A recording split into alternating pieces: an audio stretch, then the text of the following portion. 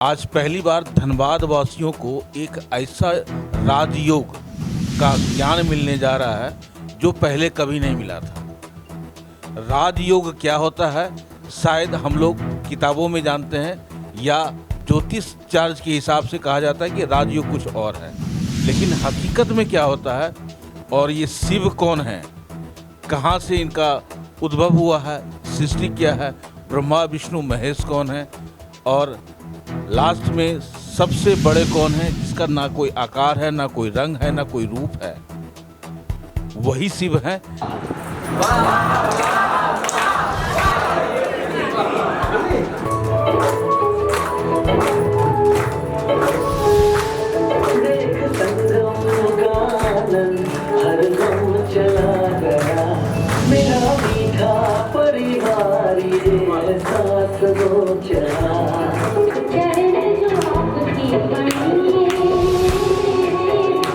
आइए हमारे बीच में सर बैठे हुए, जरा उनसे परिचय भी लेंगे और दो शब्द इनसे जानकारी भी लेंगे।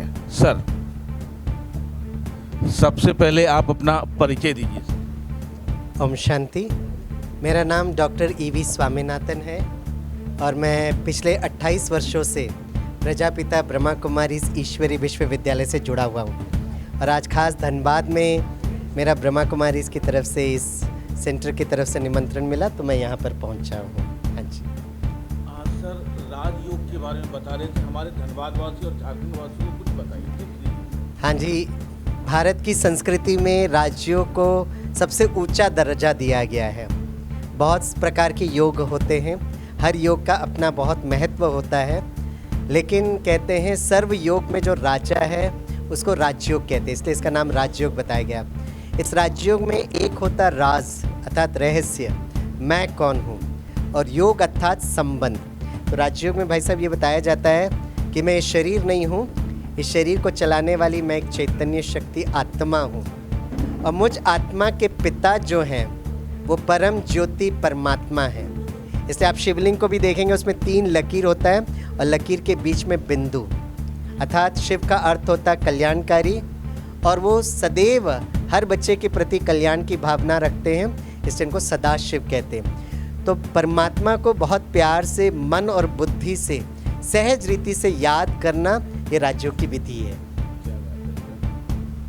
अच्छा सर, आज के डेट में हम लोग अपनी संस्कृति को धीरे धीरे छोड़ते जा रहे हैं आधुनिक युग में, और हम लोग चाहते हैं कि हम वापस अपनी संस्कृति में प्रवेश करें और बहुत तरह की समस्याएं भी हैं, तो क्या उसका कोई रास्ता है? आपका प्रश्न मुझे बहुत प्यारा लगा और बहुत अच्छा भी लगा। हमें जैसे जैसे विज्ञान आगे बढ़ रहा है उसके साथ कदम से कदम मिलाते हुए, जैसे आपने कहा, अपनी प्राचीन संस्कृति को नहीं भूलना है। तो सबसे पहले हमको सही इतिहास को समझना है और भारत का इतिहास ये है कि आज से 5000 वर्ष पहले ये सुंदर सी भूमि सतयुग दुनिया थी जहाँ पर देवी देवताएं रहते थे। तो हमारा जो आदि धर्म है वो आदि सनातन देवी देवता धर्म है। और मैं आप सबको खुशखबरी बताता हूँ, जैसे आपने कहा बहुत सारी समस्याएं हैं, ये कलयुग का अंत है तो समस्याएं ज़रूर होगी, लेकिन आप सभी मीडिया के भाई बहनों के तरफ से मैं झारखंड और सभी को मैं ये संदेश देना चाहता हूँ कि परमात्मा इस कलयुग के अंत में इस धरती पर उतर करके इस कलयुग को परिवर्तन कर एक बहुत सुंदर दुनिया की स्थापना कर रहे हैं, जिसको सतयुग कहते हैं, कृष्णपुरी कहते हैं, वैकुंठम कहते हैं, विष्णुपुरी कहते हैं, जहाँ संपूर्ण हेल्थ होगा, वेल्थ होगा और हैप्पीनेस होगा। तो आप सभी को मैं उस प्यारी सी दुनिया में बहुत दिल से स्वागत करता हूँ। इसलिए डरने की बात नहीं है, भय और चिंता की बात नहीं है। परमात्मा आकर हम सभी बच्चों के लिए एक बहुत अच्छी दुनिया बना रहे हैं। अगर ऐसी दुनिया बनाना है तो परमात्मा कहते बच्चे आप राज्यों का अभ्यास करिए, अपने संस्कारों को दिव्य संस्कार बनाइए, तो कृष्ण राज्य आएगा, तो भारत फिर से राम राज्य की ओर बढ़ेगा। राइट। तो ये संदेश, परमात्मा का संदेश आपको मैं देना चाहता हूँ। उसके लिए आप ब्रह्मा कुमारी के किसी भी सेवा केंद्र में आकर आप ये निःशुल्क 1 हफ्ते का ये राज्यों का कोर्स ज़रूर कर सकते हैं। अपने साथ अपने बच्चों को भी लेकर आइए ताकि बच्चों की मन की एकाग्रता बढ़े।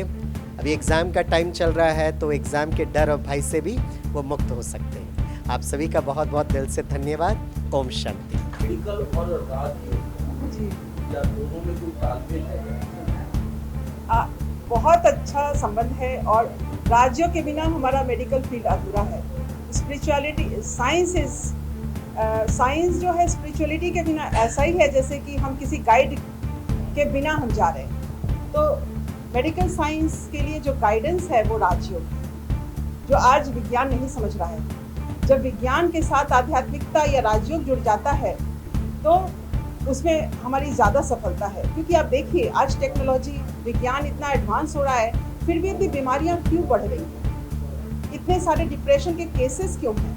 इतने सुसाइड्स क्यों हो रहे हैं? तो अगर सब चीज़ का हल अगर विज्ञान होता तो शायद ये सुसाइड्स नहीं होते, हमारे रिश्तों में इतनी कड़वाहट नहीं होती।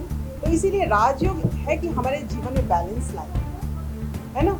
जो मैंने बताया कि मन और तन दोनों को दुरुस्त रखने के लिए, बैलेंस जीवन में लाने के लिए ये राज्यों के साथ साथ मेडिकल का जो काम हम कर रहे हैं वो करना ज़रूरी है। ये बैलेंस के बिना आज समाज और क्या करे, हमारा अपना जीवन ही खराब हो रहा है। तो अगर हर मनुष्य आत्मा अगर इसका अभ्यास करे तो इस साइंस के साथ साथ इस स्पिरिचुअलिटी या राजयोग हमें बहुत मदद करेगी और हमारा जीवन वाह हो जाएगा। Doctor Avantika, obstetrician and gynaecologist, Nirsa, hope clinic and maternity centre. और इस ईश्वरी विश्वविद्यालय से मैं 14 वर्षों से जुड़ी। मैडम, डॉक्टर लोग जो हैं भगवान को नहीं मानते, इस पे आपका क्या कहना है? ये डॉक्टर है, हाँ, ठीक। तो भगवान को आप कह रहे हैं नहीं मानते हैं, लेकिन मैं तो कहूँगी आज हर डॉक्टर जब अपना ऑपरेट करने जाता है पेशेंट के ऊपर, सबसे पहले वो प्रभु को याद करता है।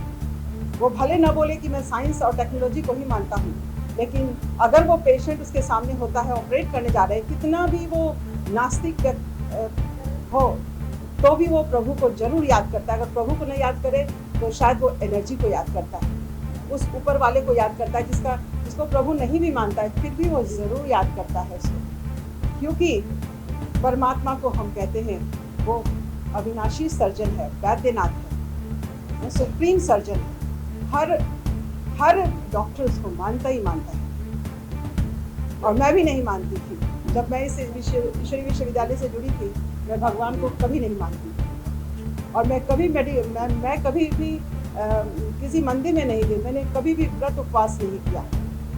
और मैं हंसती थी दूसरों को देख के कि ये सब करने से क्या फ़ायदा है। लेकिन मैं उस सुपर नेचुरल पावर को बहुत मानती थी कि नहीं, उसकी याद से मैं जब काम करूंगी तो मेरा हर काम परफेक्ट होगा, ईमानदारी से होगा, विश्वास के साथ पेशेंट हमारे पास आएंगे। और सचमुच मेरे साथ ऐसा हुआ। मेरा प्रैक्टिकल जीवन इसका उदाहरण है कि मैंने कभी पूजा पाठ नहीं किया, लेकिन मैं अपने क्षेत्र में बहुत सफल रही। मतलब सक्सेस का मीनिंग सिर्फ पैसा कमाना नहीं होता है, नाम मान शान नहीं होता है। सक्सेस मीन अंदर की संतुष्टता, अंदर की प्रसन्नता, जो मैंने हमेशा पाई है। और जब मैं जुड़ी इस ईश्वरी विश्वविद्यालय से 14 वर्षों पहले, तो मेरा कॉन्फिडेंस इतना बढ़ गया कि जितना मैं अपने पे विश्वास नहीं करती हूँ, उतना आज मेरे पेशेंट्स मेरे पर विश्वास करते हैं। सच मानिए, कुछ ऐसी घटनाएं भी हैं, अभी तो टाइम नहीं है, मैं बताऊंगी कि कैसे पेशेंट्स बच गए। जब मैं राजयोग का मेडिटेशन मीन्स परमात्मा की याद, राजयोग मीन्स उस राज के साथ संबंध, उस ईश्वर के साथ संबंध।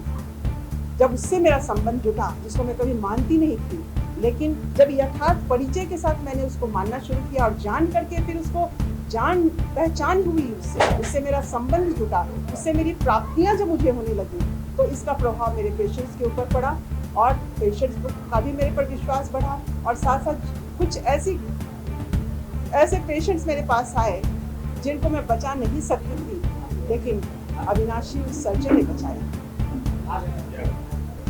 जब तक आपके पास ज्ञान नहीं है, यानी कि अंधेरे में आप जी रहे हैं, और ज्ञान आते ही आप परमात्मा से जुड़ने का प्रयास कर देते हैं। और जैसे ही आप परमात्मा का कहीं ना किसी रूप में अगर आप लिंकअप होते हैं या लिंक जुड़ते हैं, तो समझिए आपका सारा रास्ता धीरे धीरे बदलना शुरू हो जाता है। आपकी हर जीवन शैली बदलना शुरू हो जाएगी। आपकी हर समस्या धीरे धीरे समाप्त होने लगेगा। आप देख रहे हैं सब पर नज़र। मैं हूं निरंजन कृष्णा, कैमरामैन चंद्रू जी के साथ। नमस्कार।